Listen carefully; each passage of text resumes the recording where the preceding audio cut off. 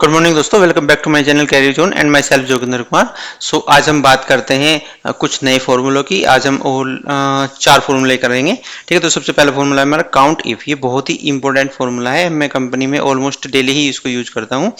ये क्या काम करता है, देखो जैसे what is it, this function counts the number of items which match criteria bye set by the users. ठीक है, जो हम क्राइटेरिया इसको देंगे अपने उसी रेंज के अकॉर्डिंग, तो उसका ये काउंट निकाल के आपको दे देगा। ठीक है, काउंट करता है इफ, यदि जो आप क्राइटेरिया देंगे, right. For example equals to, यहाँ पे मैंने क्या क्वेश्चन लिखा है, how many brake shoes have been bought, कितने शूज खरीदे गए इस लिस्ट में से, देखते हैं। Equals to count if bracket start, range कौन सी आएगी जिसके अंदर से हमें निकालना है। ठीक है, क्राइटेरिया आएगा, क्राइटेरिया में क्या क्या निकालना है, ब्रेक्स। तो या तो आप उसमें जिस सेल पे क्राइटेरिया लिखा है वो दे सकते हो, ठीक है, या फिर आप डायरेक्टली इसमें राइट कर सकते हो, जैसे कि BRAKES, इसमें दो है ब्रेक्स, दो खरीदे हमने, जैसे कि एक ये रहा 1 एंड ये रहा ब्रेक 2। ठीक है, तो ऐसे ही हम इसको, यहाँ पे क्या है, how many tyres have been bought, तो यहाँ पे अगर टायर्स, हमने टायर्स डाला इस तरीके से, तो इसको ये टायर्स निकालेगा। ठीक है, टायर्स, इसमें हम बस इसमें क्राइटेरिया में चेंज करेंगे TYRES। ठीक है, इस तरीके से 3 टायर्स खरीदे हैं।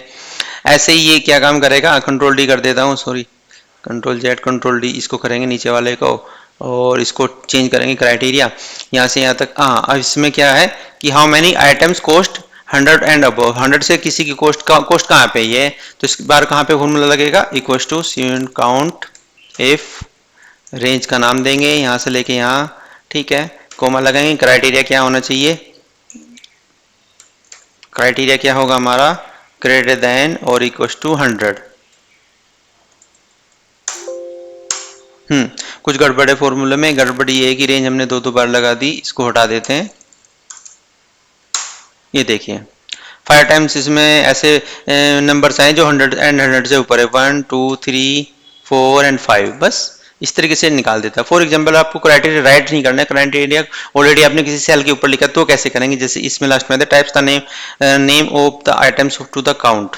ठीक है, तो काउंट इफ, ठीक है, क्या करना है कि किस रेंज में से निकालना है, इसमें है सर्विस हमारी यहाँ पे, तो यहाँ से लेके यहाँ तक अपनी रेंज दे देंगे, कोमा, कोमा के बाद क्राइटेरिया, क्राइटेरिया क्या है लिखा है, क्राइटेरिया ऑलरेडी हमने इस वाली सेल्स के ऊपर लिखा हुआ है, तो हम इसको यहाँ पे ऐसे लेके आएंगे और ब्रैकेट क्लोज कर देंगे। Equals to count if, range क्या है हमारी, अगेन हमारा यहाँ पे है, यस, दो सर्विस है हमारे इस वाली रेंज में, सर्विस 1 सर्विस 2। अगर आप सर्विस चेंज करोगे यहाँ पे,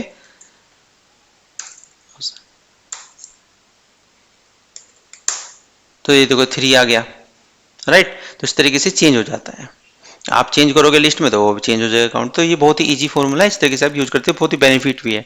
ठीक है, अब आते हैं नेक्स्ट फॉर्मूला डेट। डेट का क्या है, किसी आपको डेट बनानी हो, ठीक है, this function creates a real date by using 3 normal numbers typed into separate cells. ठीक है, आपने जैसे कि ये मैंने इसमें डे ले दिया, इसमें मंथ, इसमें ईयर, तो उसका डेट कैसे बनेगा, तो इसको सिंपल है, इक्वल्स टू डेट, सबसे पहले क्या लेंगे, डे, ईयर, फिर comma, sorry day month and year, बन गया। इको सेम यहाँ पे डेट, फॉर्मेट अलग अलग है इनके, तो यहाँ पे हमने क्या लिया, ईयर, ईयर में ये ले लेता हूँ, मंथ ये ले लेता हूँ, और डे ये ले लेता हूँ। ठीक है, तो इस तरीके से, और यहाँ पे हमने फॉर्मूला इसमें क्या लिया, इक्वल्स टू डेट,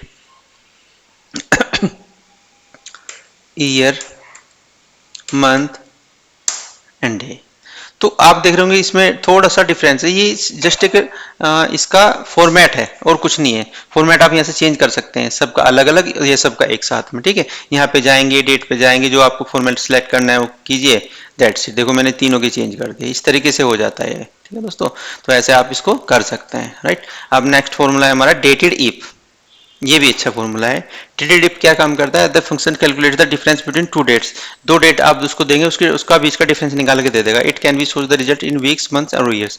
या तो आप उसको कितने वीक का डिफरेंस है, कितने डेज का डिफरेंस है, कितना ईयर का है, कितना मंथ का है, वो आपको निकाल के देगा। ये ऐसे डायरेक्टली आपको लगाना पड़ेगा। जैसे कि फॉर एग्जाम्पल हम इसको राइट करते हैं, ये फर्स्ट डेट है हमारी, ये सेकंड डेट है, कितने डे है इसके बीच में,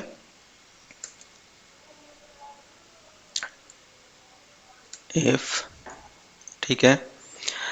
ttdiff सबसे पहले वाली वैल्यू, दूसरे वाली वैल्यू और कोमा, उसके बाद किस फॉर्मेट में चाहिए आपको, ठीक है। हमें को डे चाहिए तो ये निकाल के दे दिए। ऐसे ही यहाँ पे हमने इसमें क्या लगाया, मंथ है, ये मंथ निकाल के दे रहा है। ये ईयर से ये आपके ईयर्स टू डेट है, ठीक है। ईयर डेज हैं, ये हमारे ईयर मंथ हैं, ये हमारे टोटल मंथ डेज है, ठीक है दोस्तों। तो इस तरीके से ये इसके कुछ सिंबल्स होते हैं, जैसे हमें day between the two dates, month between the two dates, years and day between the dates as if the dates were in the same year, ठीक है। मतलब अगर सेम ईयर हो तो उसमें कितने आपके वो निकलेंगे डेज। ये ऐसा इसमें मंथ के लिए है, ये सेम डेज के लिए है। ओके दोस्तों, तो इस तरीके से आप इसको अप्लाई कर सकते हैं, ठीक है।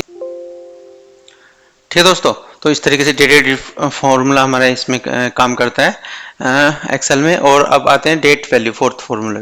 ये क्या काम करता है, सिंपल उस किसी भी डेट की डेट वैल्यू निकाल के देता था आपको। ये is the function is use to convert a piece of text into a date that which can be used in calculations. Date expressed as text are often created and the data is imported from the program such as export from the mainframe computer, ठीक है। जब किसी other format से हम अपने यहाँ पे copy करते हैं एक्सेल में डेटा, तो उस टाइम पे ना इस तरीके की वैल्यू आती थी, फिर उसको डेट फॉर्मेट में कन्वर्ट करना पड़ता है, ठीक है दोस्तों। तो जैसे आपको दिख रहा है डेट, ये डेट है और ये डेट की वैल्यू है, वैल्यू के मैंने फॉर्मूला लगाया। फॉर्मूला बहुत ही सिंपल है, जैसे कि यहाँ पे मैं डेट वैल्यू और इस डेट के ऊपर लगाना है, यानी कि हमारा डेट क्या है, इस वाले इस सेल पे C4, ठीक है। एंटर करेंगे, ये इसकी वैल्यू नीचे तक ड्रैग कर देंगे, तो ये चारों की वैल्यू सेम ही है, क्योंकि सेम ही डेट है, सिर्फ फॉर्मेट डिफरेंट है, ठीक है। अगर मान लें मैं इसकी चेंज करता हूँ वैल्यू, मैं इसको कर देता हूँ 2000 कर देता हूँ, ये देखो यहाँ पे इसकी वैल्यू चेंज होगी। तो इस तरीके से डेट की वैल्यू जो होती है कैलकुलेशंस के लिए हम लोग यूज करते हैं, कभी कभी रिक्वायरमेंट के अकॉर्डिंग, तो इस तरीके से हम निकाल सकते हैं। देखो नीचे भी एक लिस्ट दी गई है, उसमें भी सेम ही है। प्रॉपर्टी रेफरेंस नंबर ये है और ये एक्सपायरी डेट इसकी होगी और इसकी डेटेड वैल्यू इस तरीके से होगी, ठीक है। सो डेट वैल्यू माइनस टुडे, इस तरीके से हम कैलकुलेट कर सकते हैं इसको, राइट दोस्तों। तो आज के लिए बस इतना ही, मिलते हैं अपने नेक्स्ट वीडियो में कुछ नए फॉर्मूलों के साथ, ठीक है दोस्तों। Okay, thank you very much, bye. और अगर आपको मेरी वीडियो अच्छी लगी तो प्लीज़ लाइक और सब्सक्राइब जरूर कर दीजिएगा। Thank you, bye bye.